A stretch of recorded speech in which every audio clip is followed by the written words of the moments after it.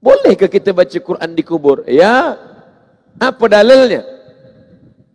Abdullah bin Umar bin Khattab berpesan, anak kandung Umar bin Khattab, bila aku mati nanti, jangan kamu tinggalkan kuburku seperti menguburkan binatang, tapi bacakanlah pada bahagian kepalaku pangkal Al-Baqarah 5 ayat. Alif Lam Mim, dzalikal kitabu la raiba fihi hudal lil muttaqin, alladzina yu'minuna bil ghaibi wa yuqimunas shalah wa mimma razaqnahum yunfiqun. والذين يؤمنون بما أنزل إليك وما أنزل من قبلك وبالآخرة هم يوقنون أولئك على هدى من ربهم وأولئك هم المفلحون. Pada bagian kaki bacakanlah ujung Al-Baqarah 3 ayat. Tengok dalam kitab Ruh yang ditulis oleh Imam Ibnu Qayyim Al-Jauziyah, murid daripada Imam Ibnu Taimiyah. Artinya amalan membacakan Al-Quran itu pun dilakukan oleh sahabat Nabi. Bila hari ini ada orang berpemahaman, jangan bacakan kerana bacaan Quran tidak sampai, saya tak paksakan. Kerana ada juga setengah ulama yang berpendapat demikian. Tapi saya ikut yang meyakini pahala bacaan Quran untuk orang meninggal dunia sampai. Bila ada orang menentang saya, Ustaz Abdul Somad, menurut saya bacaan Quran itu tidak sampai, saya tak marah. Saya cukup tanya saja nama dia. Nama awak siapa? Untuk apa? Bila awak mati nanti saya kirimkan. Bila tak sampai cepat-cepat bagi tahu. Sebab kita tak boleh paksakan pendapat kita pada orang lain.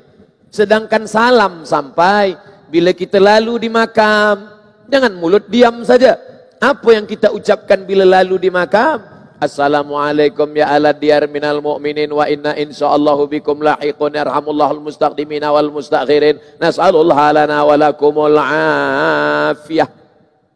Panjang Ustaz, ya itu bacaannya.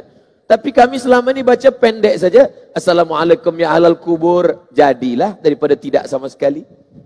Dia baca panjang, elok. Dia baca pendek, tak salah. Tak baca sama sekali, jangan. Kita doakan. Bila kita doakan orang hidup, Assalamualaikum, selamat rumahmu, selamat anak ahli keluargamu, selamat duniamu. Dia masih hidup. Untuk apa kita ucapkan salam pada orang yang meninggal dunia? Assalamualaikum ya ahlal kubur, selamat engkau daripada azab kubur.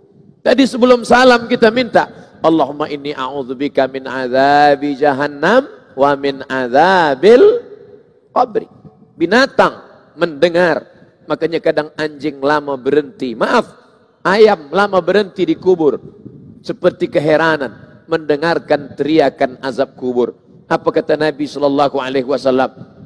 Kalau kamu boleh mendengar yang aku dengar, mungkin kamu akan pengsan dan mati.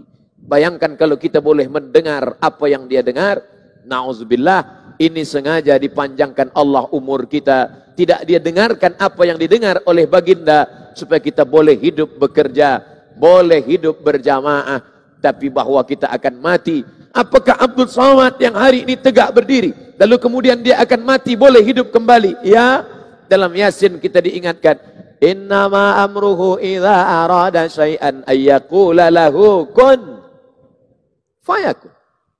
Tapi kulit sudah dimakan cacing tanah, tulang belulang akan hancur berkeping.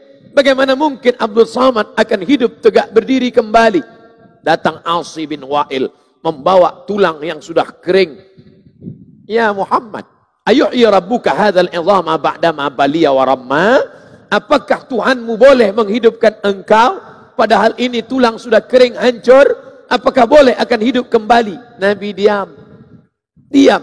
Kerana dia tidak menjawab berdasarkan akal dan hati, tapi dia bicara wa ma yantiqu 'anil hawa in huwa illa wahyun yuha. Wahyu dari Allah. Datang Jibril membawakan barang jawaban. Qul, katakan, yuhyihal ladzi ansha'aha awwala marrah. Katakan kepada orang yang tak percaya bahwa selepas mati dia akan hidup kembali. Dulu dia tidak ada di alam dunia, dibuat Allah menjadi ada. Selepas ada dibuat Allah menjadi tidak ada. makhluk yang pernah ada menjadi tidak ada, lalu dibuat menjadi ada kembali, maka itu semua mudah bagi Allah. Untuk apa Allah buat hidup di dunia ini? Mengapa kita hidup? Surah Al-Mulk juz 29, surah yang pertama. Alladzi khalaqal mauta, Allah yang menciptakan mati, wal hayata, Allah yang menciptakan hidup. Untuk apa Allah buat ada hidup, ada mati?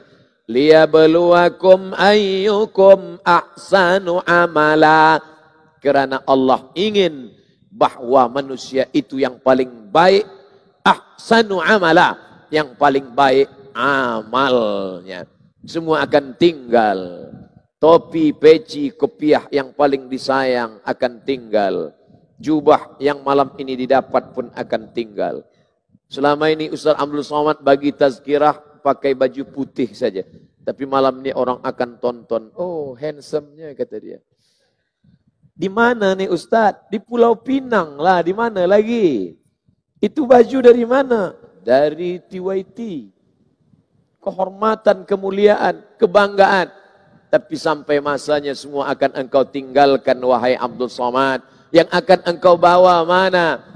Illalladzina amanu, iman, wa amilus salihat, dan amal saleh. Siapa yang mengajarkan kita tentang ini? Al-Quran.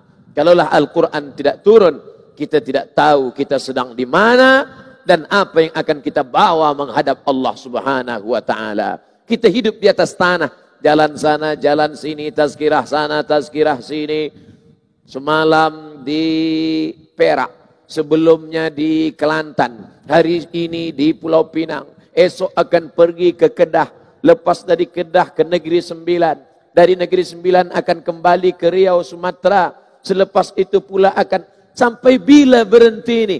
Sampai malaikat maut mencabut nyawa. Fa idza faraghta fansab. Bila engkau selesai daripada suatu aktiviti, jangan berhenti. Ketika engkau berhenti, berarti engkau mati.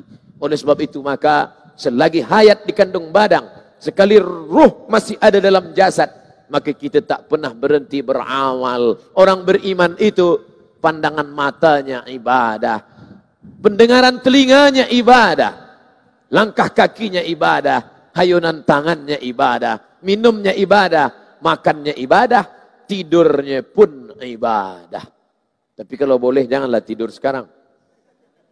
Sebab banyak juga orang dia jawab, dia semua ada jawaban. Waktu masa Ustaz Abdul Somad bagi tazkirah tadi, kenapa awak tidur? Tidur pun ibadah.